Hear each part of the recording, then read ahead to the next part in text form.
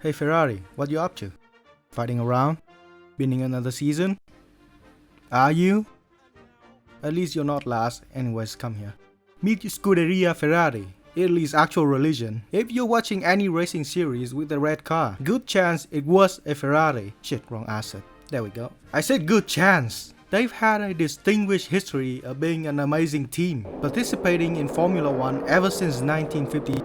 Backed by a passionate fan base called the Tifosi, is just Italian for fans, that has been following them for decades. Despite the pain and suffer Ferrari brought them since 2008. It all started with Massa losing out on his title because of two events. Ferrari letting him out of the pits with the refueling hole still attached, and Timo Glock's biggest moment during the season finale. This, however, is just the beginning of Ferrari's second longest drought. Yes, the second longest. They've had a streak of 21 years without a driver's title from 1979 to 2000. Thank you, Michael. But the current streak is on track to overtake that record, with 19 years and counting. However, if we're looking at their history, there has been a recurring theme of Ferrari slumping down, then making a massive comeback. There was an unholy streak from 1964 to the mid-70s, and then comes Niki Lauda to bless them with two drivers' titles in his time with the team. Then Jody Scheckter and Villeneuve Sr. got them constructors in the following years and driver's title in 79. The unholy streak from 79 was broken by Schumacher as mentioned and gave light to one of the most dominant era, with Schumacher himself winning a royal straight flush from 2000 to 2004. If you think 2023 was bad, the first 5 years of this millennia were dominated by Schumacher and Ferrari, keeping both titles with an iron grip until Fernando Alonso finally got the jump on them, ending the streak in 2005. Schumacher still holds the consecutive Drivers' Championship record to this day, being the only driver to win 5 titles in a row, with the most recent candidate failing to keep his streak. On a side note, this is the team that won 8 constructors titles in a row.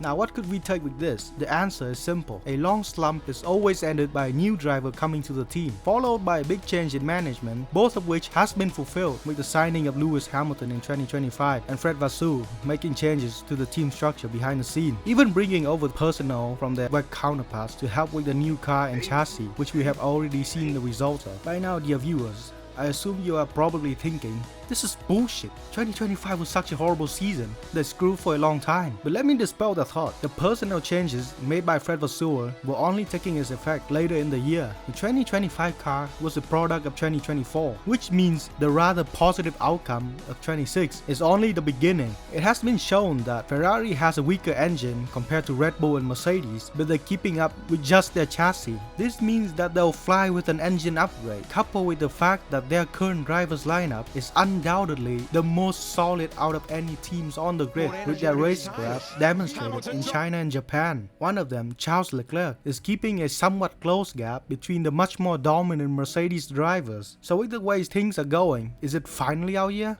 Honestly speaking, yes, if Mercedes couldn't keep themselves together, especially with a potential infighting between George Russell and Kimi Antonelli slowly boiling up, this year might just be our year.